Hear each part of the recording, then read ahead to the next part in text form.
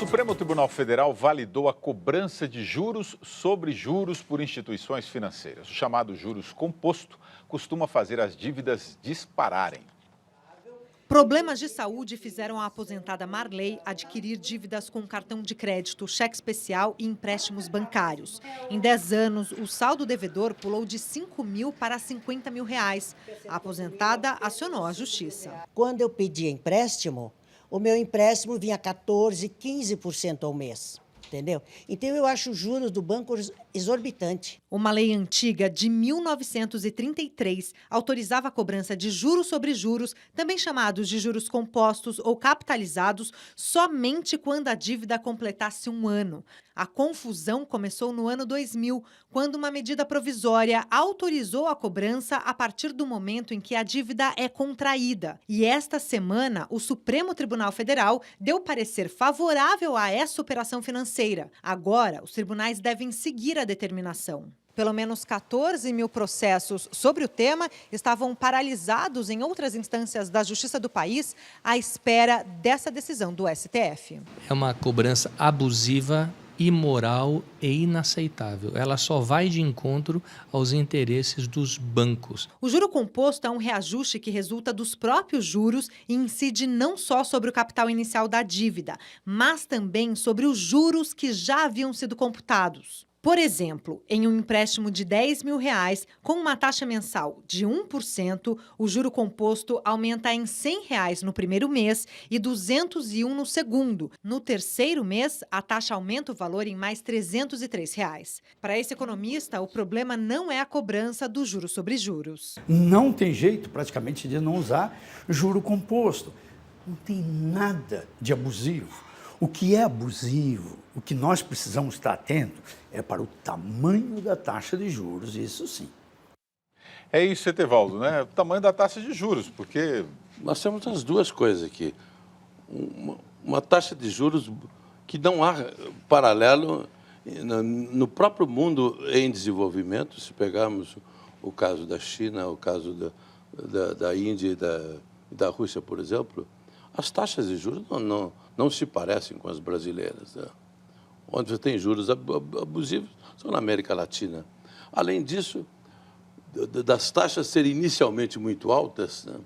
Veja quando se estabelece, o próprio Banco Central fixa a Selic só vale para os bancos, né? Você vai pagar 3 ou 4 vezes mais aquela taxa, né? Então, é a usura, né, institucionalizada.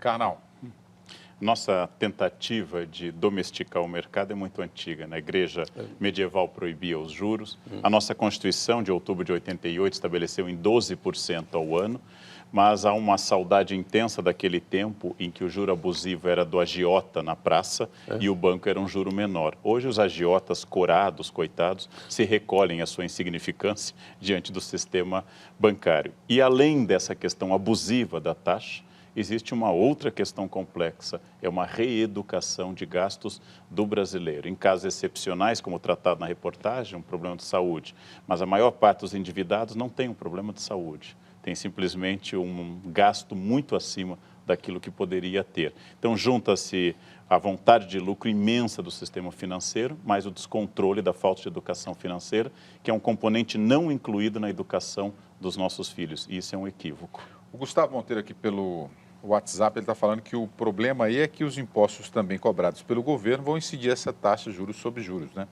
Agora, você disse aí essa questão da pessoa não ter condições de pagar, mas quando ela vai contrair um empréstimo, comprar algum produto, ela sabe exatamente onde ela está colocando a mão, ou não? Eu não tenho certeza se o total da nossa população, se eu, o total dos brasileiros, sabemos exatamente, porque eu disse que faltou na nossa formação, em geral, educação financeira. Os pais chegaram a dar muitas vezes educação moral, muitas vezes educação alimentar, mas a educação financeira de viver dentro de um orçamento, de não gastar mais do que ganha, de reservar pelo menos 20% dos seus rendimentos para um fundo, para um momento de dificuldade, isso é muito escasso no Brasil. Isso nós precisamos mudar. E junto a isso, que, apesar do nosso sistema produtivo industrial estar em crise, o sistema bancário registra lucro sobre lucro cada vez maior. Ora, se o sistema industrial sofre muito, se o sistema comercial sofre muito, a pergunta é como o sistema financeiro pode estar tão saudável, tão forte e tão lucrativo. Ainda sobre economia, a inflação ultrapassou o teto da meta em janeiro e atingiu o maior índice dos últimos 12 anos. O índice de preços ao consumidor, o IPCA, chegou a 1,24%, a taxa mensal mais alta desde fevereiro de 2003, quando ficou em 1,57%. Nos últimos 12 meses, o indicador acumula alta de 7,14%, bem acima do teto da meta do governo, que é de 6,5%. As despesas com moradia tiveram a maior alta entre todas as pesquisadas pelo IBGE, muito influenciada pela energia elétrica, que ficou 8,27% mais cara em janeiro em relação a dezembro do ano passado. Os gastos com transportes subiram 1,83%. As despesas com alimentos e bebidas aumentaram 1,48%. Com isso, a estimativa do mercado é que o IPCA de 2015 siga acima do teto. No ano passado, a inflação ficou em 6,41%, o maior percentual desde 2011.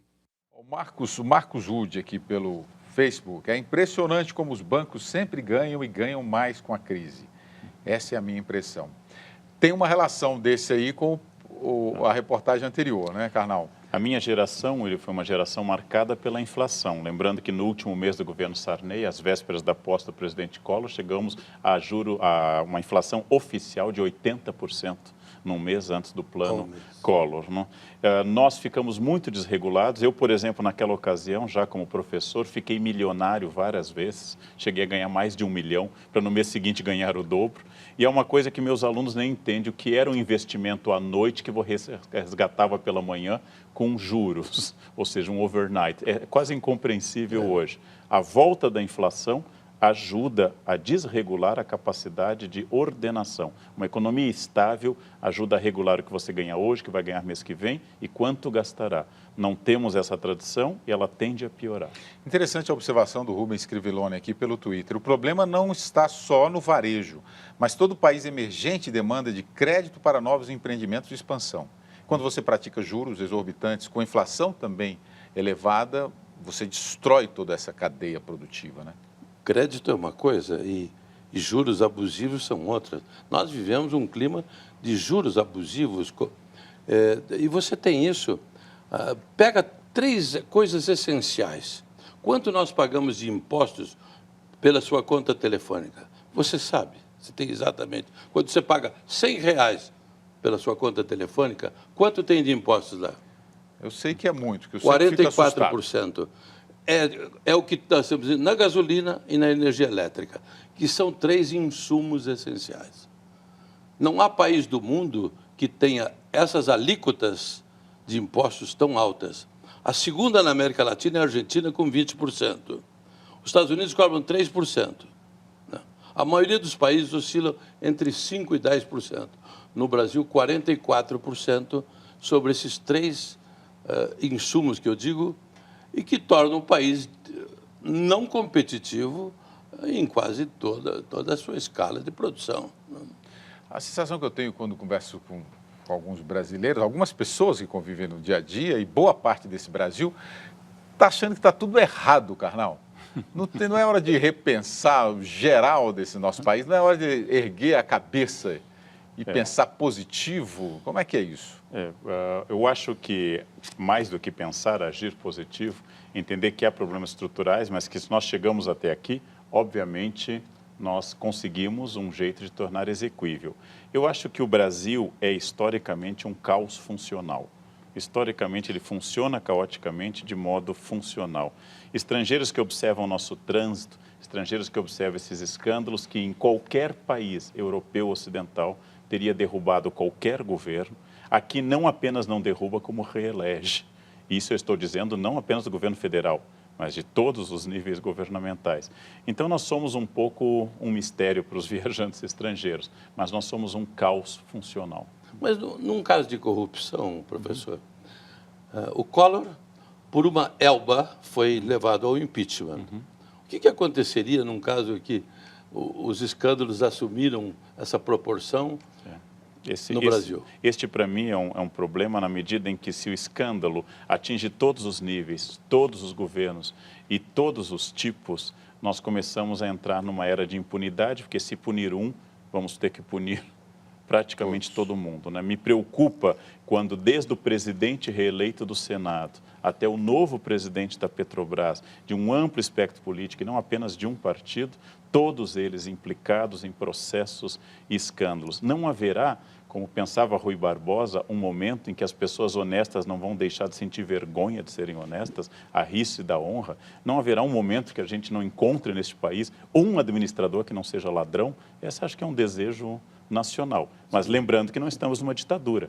Estes elementos do Executivo e do Legislativo são eleitos pelo voto popular e livre. Líderes europeus pressionam a Rússia por paz no leste da Ucrânia, região dominada por separatistas. Hoje, um cessar-fogo temporário permitiu a retirada de civis. Foi sob lágrimas que a ucraniana se despediu da cidade natal no leste do país. Ela e mais 700 pessoas deixaram a região durante o cessar-fogo humanitário de 7 horas. 3.000 pessoas optaram por ficar.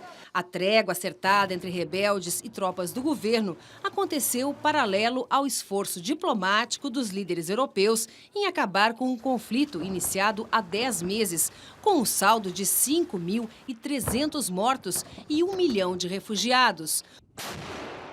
Hoje, a chanceler Angela Merkel e o presidente francês François Hollande se reuniram com o líder russo Vladimir Putin para discutir um plano de paz, já aprovado pelo presidente ucraniano. Os detalhes do projeto não foram revelados. A Rússia é acusada pela comunidade internacional de apoiar militarmente os rebeldes na luta pela independência. A iniciativa acontece no momento em que os Estados Unidos estudam a possibilidade de fornecer armas às forças de Kiev. O secretário americano de Estado, John Kerry, está na Ucrânia. Karnal, Kiev já foi a capital da Rússia. Por isso que essa dificuldade de se cortar esse cordão umbilical? Entre ucranianos eslavos e russos eslavos, há uma história longa de independência, de domínio, quando Kiev dominou o Principado de Moscou, quando Moscou dominou a Ucrânia, quando Nikita Khrushchev, um ucraniano, foi presidente da União Soviética, substituindo um georgiano. Ou seja, nós temos uma relação histórica muito grande entre esses países. Na verdade, outros países eslavos ou de ascendência parcialmente eslava, como a Polônia, a República Eslovaca, também têm uma relação problemática tanto com a Ucrânia como com a Rússia. Hoje a Rússia navega num mar de certa estabilidade com os preços do gás, com a produção de diamantes na Sibéria de petróleo, e a Ucrânia vem entrando numa crise desde da sua independência formal muito grande. Mas vizinhos se odeiam e vizinhos muito próximos historicamente se odeiam e se guerreiam também. A seguir, rainha da Jordânia sai às ruas para defender a guerra contra o grupo Estado Islâmico e ainda os golpistas de vendas online fazem piada com as vítimas.